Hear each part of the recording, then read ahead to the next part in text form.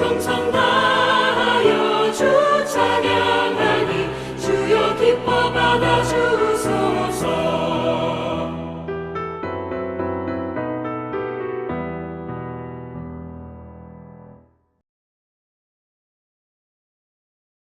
참고 선을 행하여 영광과 존귀와 썩지 아니함을 구하는 자에게는 영생으로 하시고, 오직 당을 지어 진리를 따르지 아니하고 불의를 따르는 자에게는 진노와 분노로 하시리라.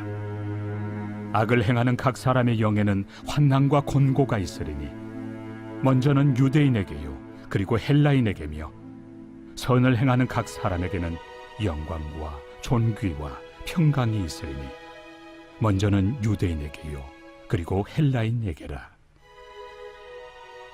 이는 하나님께서 외모로 사람을 취하지 아니하심이라. 오늘 설교의 제목은 정말 잘 살기 원한다면 하나님을 마음에 두십시오. 로마서 2장 7절로 11절까지 말씀입니다. 사람들은 누구나 다 잘 살기 원하죠. 행복하기 원합니다. 그렇게 살려고 하는 사람 한 사람 없어요. 그러나 누구나 다 행복한 건 아니에요. 누구나 다 잘 사는 건 아니에요.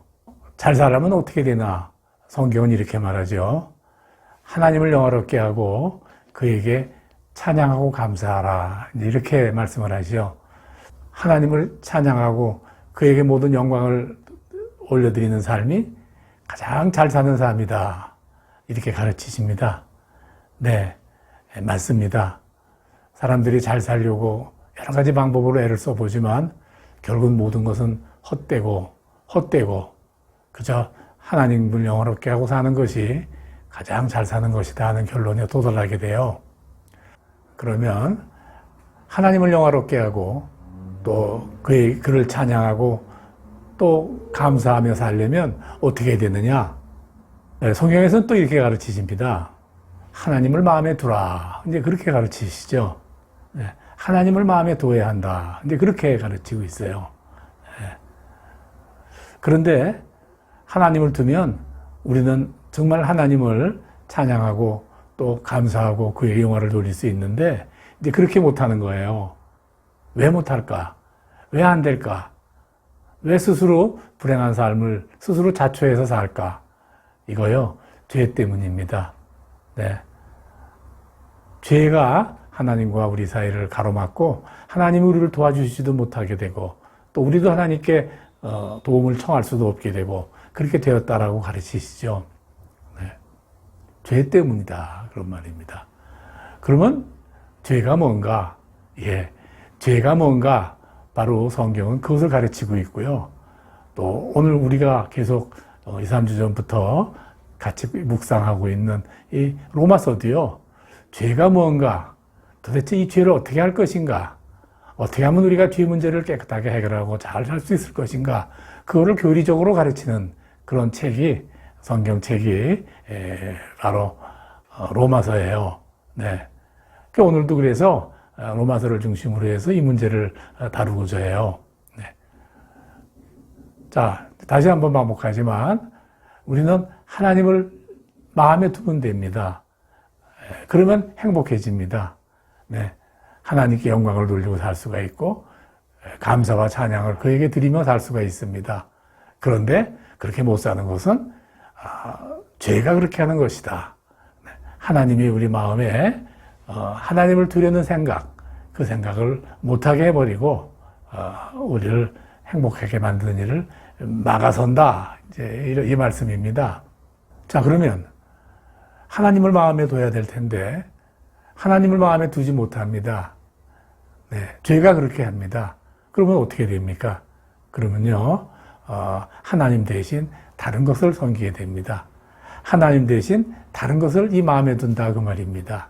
네, 사람은요, 이 마음속에 뭔가를 두고 살아야 돼요. 이 마음에 아무것도 없어. 난 하나도 없어. 그럼 그거는 죽은 삶이죠. 이 세상 사람이 아니죠. 네, 이 마음에 무엇을 둬야 될 텐데 하나님을 마음에 두지 않으면 다른 것이라도 이렇게 두게 되는데 그걸 우리가 우상이라 그러죠. 네, 하나님 대신에 우리가 마음에 우상을 두게 된다 그 말입니다. 네, 그래서 하나님이 가장 싫어하는 게 우상이에요. 네. 우리들의 우상은 뭘까요?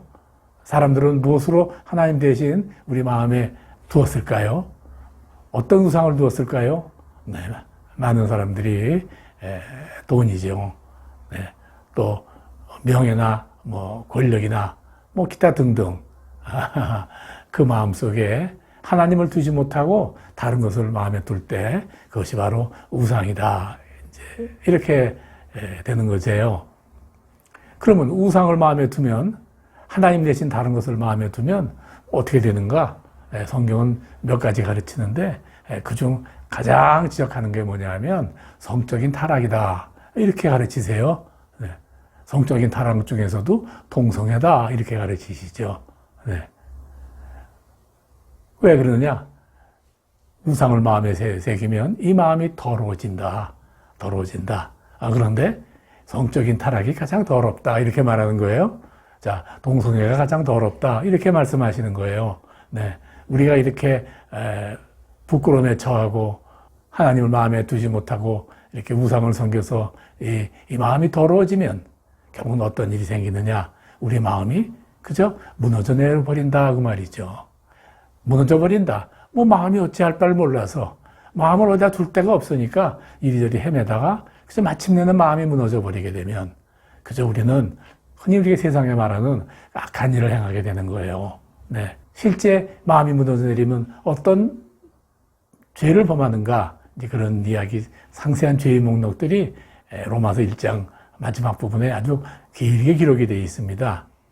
바로 그런 죄가 우리 가운데 옴으로 말미암아 그 죄로 인해서 하나님을 마음에 두지 못하고 또 우상을 내 마음에 두게 되고 그 우상으로 인하여 우리는 하나님을 배신하는 악한 행위, 그런 죄를 범하게 된다. 이제 이렇게 가르치시는 겁니다. 자, 분명하지만 하나님을 마음에 두는 것은 선한 일이고 또 하나님을 마음에 두지 못하는 것은 악한 일입니다. 네, 악한 일이 된다 그 말입니다. 하나님을 마음에 두면 행복해지고 하나님을 마음에 두지 못하면 불행해진다 그 말입니다. 그러면 하나님을 마음에 두지 못하고 우상을 내 마음에 두면 그렇게 악한 일을 저지게 된다고 했는데 악한 일의 결과는 어떤 것인가? 네. 하나님께서는요, 분명히 우리에게 원칙을 하나 정하셨어요. 이 세상 끝날까지 변하지 않는 그 진리의 말씀을 우리에게 주셨어요. 그 말씀은요, 로마서에 나오는 하나님은 행한 대로 갚으리라는 말씀이에요. 이런 말씀은 우리가 갈라디아서 2장에 되어 있죠. 심은 대로 거두리라. 네. 심는 대로 걷고 또 행한 대로 하나님께서 갚으시는 것이 변할 수 없는 진리예요. 우리는 그 진리 속에서 살아가는 거예요. 그런데 우리가 하나님을 마음에 두지 못하고 우리가 그 죄 가운데 빠지게 되었으니 죄의 열매를 맺고 죄 가운데서 살게 되는 것이죠. 죄 가운데 사는 삶은요, 한마디로 불행한 삶이다. 그렇게 말하면 됩니다. 그런데 우리가 로마서를 읽으면서 찬찬히 들여다보면요, 이 모든 것들이 다 마음과 관계되어 있구나 하는 것을 우리가 발견하게 돼요. 네, 마음에 그렇게 된다고 말입니다. 네, 마음이 문제로구나 그 말입니다. 그래서 우리가요, 영적인 전쟁, 소위 우리를 불행하게 만들려고 하는 마귀와 우리를 어떻게든 우리를 도우시려는 성령과의 그런 전투도 마음에서 벌어지는 거예요. 그래서 우리가 마음을 영적 전쟁의 전장이다, 전쟁터다 우리가 네 그렇게 이야기했어요. 물론 뭐 성령과 하나님과 마귀가 뭐 전쟁이 되겠어요? 그런데 내 마음이 만일 마귀 쪽에 마음이 끌리면요, 하나님이 나를 위해서 참 싸우기가 어려워진단 말이죠. 네. 그러니까 우리 마음이 항상 하나님께 의뢰하고 하나님께 이렇게 부탁할 때, 이제 그때 하나님께서는 우리를 위해 싸워줄 수 있다는 그 사실을 결코 잊어서는 안 됩니다. 뭐 영적 전쟁이라고 하니까 마귀와 또 그 성령 하나님이 뭐 격렬하게 1대1로 이렇게 전쟁을 하는가 보다라고 그렇게 착각하기 쉬운데 그것은 아닙니다. 그것은 아니에요. 이미 이겨놓은 싸움. 네. 십자가에 그 대속의 피를 흘려주시고 나를 구해주시고 마침내 마귀를 멸하셨으므로 이제 마귀와의 전쟁은 뭐 전쟁도 아닌데 문제는 우리 마음이 문제다 말이죠. 우리 마음이 아직도 죄 가운데 있으면 안 된다고 말이죠. 네. 뒤에서 이어지는 말씀이 말이죠. 바로 양심이라는 이야기입니다. 양심. 네. 많은 사람들이요, 그 교회를 다녀요. 네.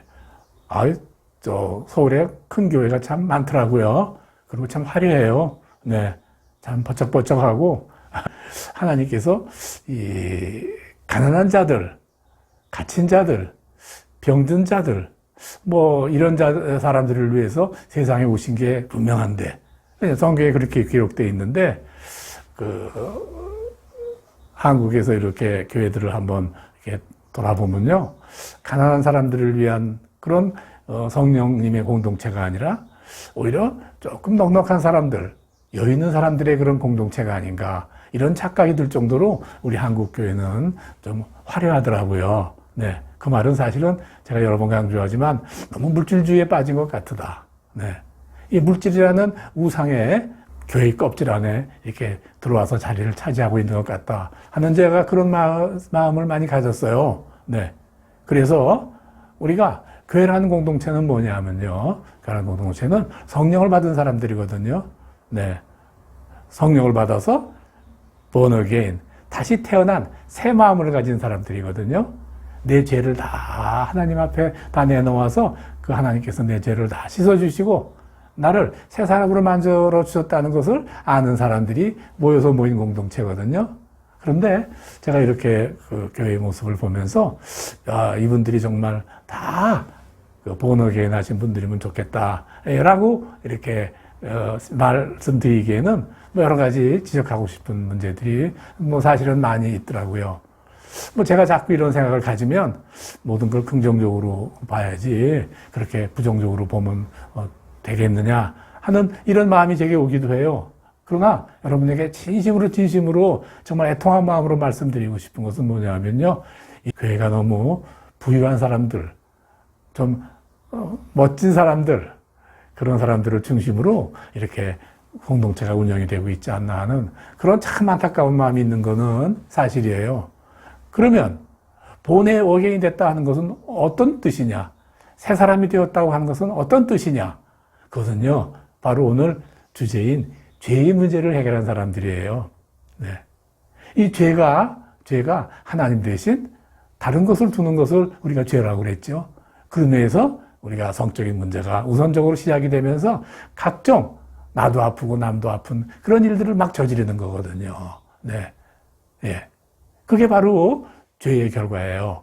그런데 또 양심은 또 왜 갑자기 주님께서 말씀을 하시나? 네. 모르는 사람들이 있다 그 말이죠.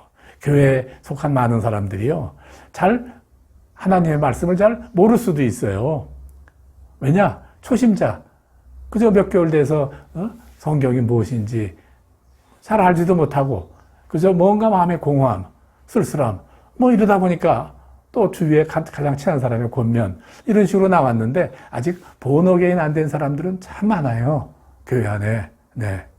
그런 분들이 내게 어떤 문제를 갖냐면은 율법을 모른다 말이죠. 하나님의 법을 모른다 말이죠. 성경 전체가 바로 어떤 건지, 대속이 뭔지, 구원이 뭔지에 대해서 아직 뚜렷이 마음에 맞지 않고, 제가 이렇게 말씀드리는 거는 제 생각을 말씀드리는 게 아니라 이런 통계들이 여러 군데 있더라고요. 네. 흔히들 우리가 born again 된 사람들의 퍼센트가 얼마가 되나 하는 그런 자료들이요, 뭐 많이들 있어요. 그런데 뭐 유럽교회나 유럽교회 이미 많이 오래전에 퇴폐했지만 그나마 살아있다는 뭐 미국 교회라든지 또 우리나라 교회가 세계적으로 가장 부흥되어 있지만 그걸 이렇게 조사한 자료들에 의하면 그저 10명이면 1명, 2명, 100명이면 뭐 10명 정도 이하가 그저 본역에 된 삶을 살고 있다. 그 문제는 뭐냐면 내 죄 문제를 완전히 해결하지 못했다 그 말이에요. 예, 물론 장차는 해결되겠죠. 그러나 그런 죄 문제를 해결하지 못한 사람들로 인해서 교회에 많은 문제들이 시작되기도 해요. 네. 또 외부에서 교회를 바라보는 눈도 부정적으로 비추기가 쉽고 왜 그러느냐? 바로 양심이란 문제 때문이에요. 주님이 우리에게 뭐라고 가르치셨냐 하면 너희들이 하나님 말씀을 모른다. 네. 율법을 뿌리로 한 하나님의 말씀을 잘 모르겠다. 어떻게 살아가는 것이 내가 정말 잘 사는 건지 내가 잘 알 수가 없다. 이런 사람들 많거든요. 그러니까요. 성경 말씀을 배우라고 그랬더니 성경 말씀을 버리지 않고 그 많은 교단에서 주장하고 있는 그런 거 배우고요. 네. 진리가 아닌 다른 거예요. 좋은 말이지만 다른 걸 가지고 이것이 하나님의 말씀인 줄 알고 따라가는 경우도 굉장히 많아요. 네, 굉장히 많아요. 말씀의 진리가 무엇인지 알면서 그러나 어쩔 수 없이 이런 길로 당분간이라도 이것이 대안으로라도 해결해야 된다 이런 게 아니라 진리가 아닌 거 붙잡고 이것이 하나님 말씀이고 하나님이 기뻐하시는 것이라고나 하고 이렇게 매달리는 사람들 참 많습니다. 네, 그런 것은 사실은요 목회자의 책임이 크죠. 네, 목회자의 책임 잘 가르쳐야 되는데 다른 생각 때문에 그런 경우가 많아요. 오늘 성도들에게 이 설교를 듣는 분들에게 조금 마음이 안타까운 마음이 드네요. 한국교회를 바라보는 제 시각이 너무 부정적인 것 같아서 그렇지만 사실이 그런 것 같다고 말이죠. 네. 제가 서울에 잠시 나와 있으면서 이런 거 저런 거 제가 많이 보았는데 이래서 하나님께서 우리 민족들에게 계속 손을 붙잡아 주실 것인가 하는 염려까지도 사실은 들었어요. 네. 정말 그런 말씀이 들었습니다. 자, 이제 양심 이야기로 들어가겠습니다. 정말 아직 진리의 말씀이 무엇인지 아직 모르고 아직 덜 깨달아서 그럼에도 불구하고 공동체의 일원이 되어서 이렇게 하고 싶다면 우리가 믿음 있는 삶을 살아야 되는데 말씀의 뿌리로 한 믿음의 삶을 살아야 되는데 정말 말씀을 모른다고 한다면 네 양심을 따라라. 이런 말씀이에요. 네.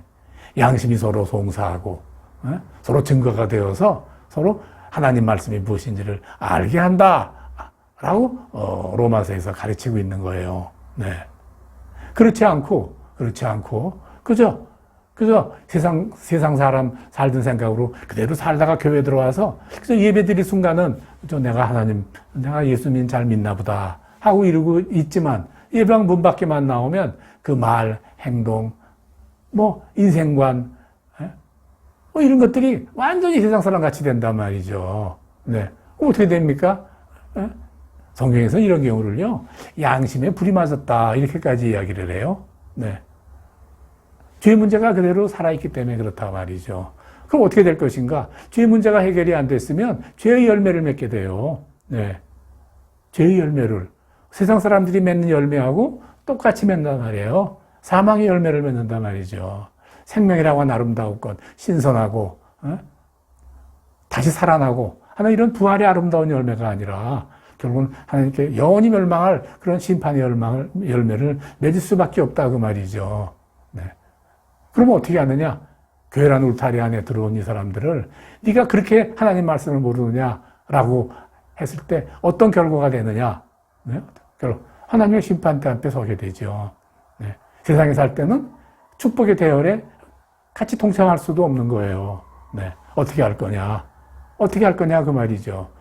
한마디로 죄의 문제를 해결하지 못했는데 그래서 성도로서의 진리에 속한 삶을 살지 못하고 있는 나는 어떻게 할 것이냐. 네. 마음이 안타깝잖아요. 양심에 비춰봐도 내가 이거 안 되고 정말 본인 나는 도대체 이런 삶으로는 살지 못하겠고 그러나 자꾸 세상의 유혹에 끌려가고 이런 나의 삶을 어떻게 하느냐. 나는 이런 사망의 열매 맺어 살 수밖에 없는 그런 존재가 되는 거냐. 그런 열매밖에 맺을 수 없는 것 아니냐. 뿌린 대로 거둔다고 했으니 행한 대로 갚으려고 하셨으니 그런데 그것이 아니다 그 말이죠. 주님께서 우리에게 말씀하신단 말이죠. 네. 네가 나를 믿어만 준다면 세상에 어떤 고난, 어떤 마귀의 시험이 있더라도 내가 너를 지켜주시겠다 하는 그런 약속을 우리에게 하고 계신단 말이죠. 네. 왜? 하나님이 우리를 사랑하시기 때문에 그렇단 말이죠. 우리는 다 연약하죠. 주님께서 다 죄 문제를 해결해 주셨는데도 믿음으로 받아들이지 못하고 자꾸 우리가 죄스러운 일, 죄 아래에 있는 그런 삶을 우리는 살고 있습니다. 네. 마침내 이런 상태로는 주님은 십자가에서 우리를 위해 다 죄를 사해 주셨는데 우리를 구원받은 백성으로 행복하게 살라고 해주셨는데 불행한 삶을 살다가 죽어서 천국도 못 가게 될 그런 삶이 되었다고 염려하고 낙담하시지 말라 말이죠. 그때마다 하나님 앞에 나오시는 여러분들이 되기 바랍니다. 하나님은요, 아주 반듯한 사람들을 원하는 거 아니에요. 주님은 우리에게 말씀하셨어요. 내가 상한 마음을 기뻐한다 그러셨어요. 주님은 상처받고 고통스럽고 아픈 마음, 그런 상한 마음들을 주님께서 기뻐 받으신다고 그랬어요. 문제는 주 앞에 나오느냐 나오지 않느냐, 이거 하나의 문제입니다. 사랑하는 성도 여러분, 네, 이제 말씀을 마치려고 해요. 주님 앞에 나오는 것 잊지 마십시오. 우리가 아무리 아직 죄성 아래서 살면서, 죄 아래 살면서 우리가 죄의 영향을 받으며 살아가며 스스로 그저 가장 상처 주지 말아야 할 사람들한테 상처 주고 손해를 끼치고 우리가 그렇게 살고 있으면서 우리가 구원받을 수 있겠는가? 예, 하나님만 바라보십시오. 그럴 때마다 하나님은 우리를 사랑하기 때문에 반드시 우리를 복의 길로 인도하실 것입니다. 하나님의 사랑으로 인해서 이렇게 선포합니다. 우리를 하나님의 사랑에서 끊을 수 없느니라. 예, 하나님이 사랑에서 끊을 수 없다.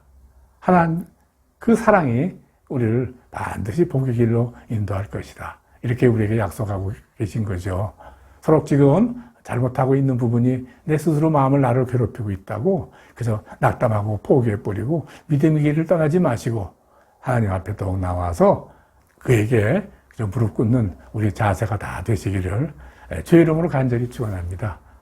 아멘.